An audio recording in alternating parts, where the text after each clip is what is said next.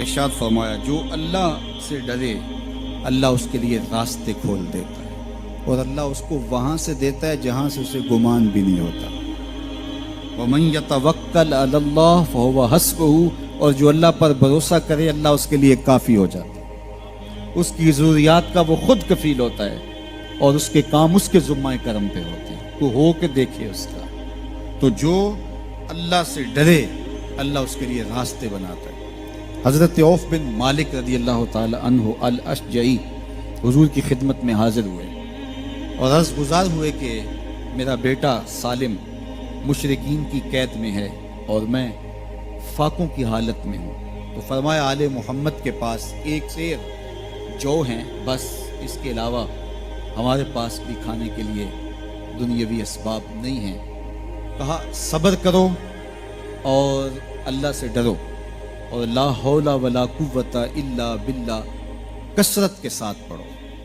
یہ ایسا وظیفہ ہے، ایک حدیث پاک میں آتا ہے کہ یہ 99 بیماریوں کا علاج ہے. اس میں سب سے کم درجے کی بیماری ہم اور غم ہے. یہ دکھوں کا مداوع ہے، مشکلات کا علاج ہے، اور یہ وظیفہ میرے حضور نے بتایا. حضرت ابو ذر غفاری رضی اللہ تعالیٰ عنہ کو حضور نے 5 چیزیں بتائی تھی. ان میں سے 5ویں چیز یہ تھی کہ ابو ذر کثرت کے ساتھ لا حول ولا قوت الا باللہ پڑھا کرو. فرمایا عرش الہی کے نیچے ایک خاص خزانہ ہے، یہ وظیفہ وہاں سے آیا ہے. یہ زندگی میں معمول بنا لو، جب پھنس جاؤ مشکلات میں آ جاؤ تو لا حول ولا قوت الا باللہ پڑھو، اللہ راستے کھولے گا. تو حضور نے 3 چیزیں فرمائی: اللہ سے ڈرو، صبر کرو اور کثرت کے ساتھ لا حول ولا قوت الا باللہ پڑھو. وہ فرماتے ہیں کہ میں یہ عمل شروع کیا، ابھی گھر میں بیٹھا ہی تھا کہ دروازے پہ دستک ہوئی تو میں اٹھا کہ دروازہ کھولوں دیکھوں کہ کون ہے. تو دروازہ کھولا، دیکھا میرا بیٹا کھڑا ہے اور اس کے پیچھے 100 اونٹ کھڑے ہیں. تو میں نے کہا کہ تم اور یہ اونٹ؟ کہا مجھے موقع لگ گیا، میں ان کی قید سے بھاگ آیا اور آتے آتے ان کے 100 اونٹ بھی ہانک لایا ہوں. وَيَرْزُقْهُ مِنْ حَيْثُ لَا يَحْتَسِبُ، وہ تمہیں وہاں سے رزق دے گا جہاں سے تمہیں گمان بھی نہیں. اس کے ہو کے تو دیکھو. اللہ اکبر. اللہ کے ہو جاؤ تو پھر وہ تمہاری ضرورتوں کا کفیل ہو جائے.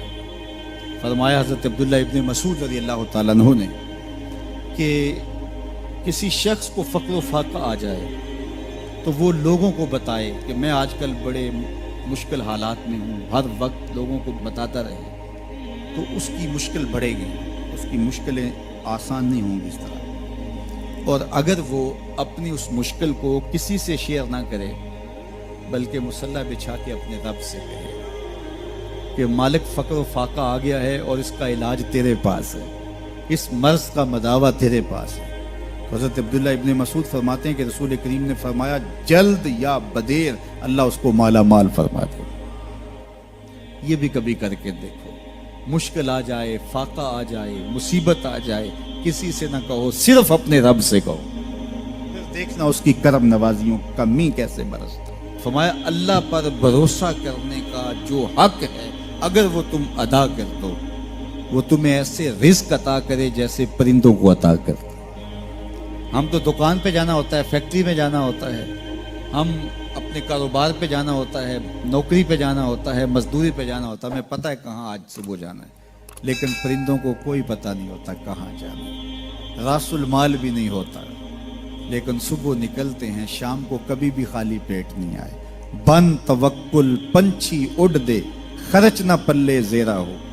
گھر سے خالی پیٹ نکلتے ہیں، جب واپس آتے ہیں تو پیٹ بھرے ہوئے ہوتے ہیں اور پھر جو ان کی ضرورت ہوتی ہے اللہ وہ ساری ضرورتیں پوری کرتا ہے، جو جو ضرورت ان کی ہوتی ہے. یہ شیر کتنا گوشت کھاتا ہے اللہ روز اسے دیتا ہے. یہ ہنس روزانہ سچے موتی کھاتے ہیں اور آپ مارکیٹ میں لینے جائیں لاکھوں روپے لگا کے تولے ماشے کے حساب سے آپ خریدتے ہیں، پھر بھی آپ کو یقین نہیں ہوتا کہ یہ سچے ہیں یا 2 نمبر ہیں. اور ہنس دنیا پہ کروڑوں جانور پائے جاتے ہیں، روز کھاتے ہیں، صبح بھی، شام بھی، دوپہر بھی، پیٹ بھر کے کھاتے ہیں، اللہ روز انہیں عطا کرے. کہا اس پہ بھروسہ تو کر کے دیکھو، وہ تمہاری ضرورتوں کا کفیل ہوگا. اس پہ بھروسہ کرو گے وہ تمہیں وہاں سے دے گا جہاں تجھے گمان بھی نہیں ہوگا.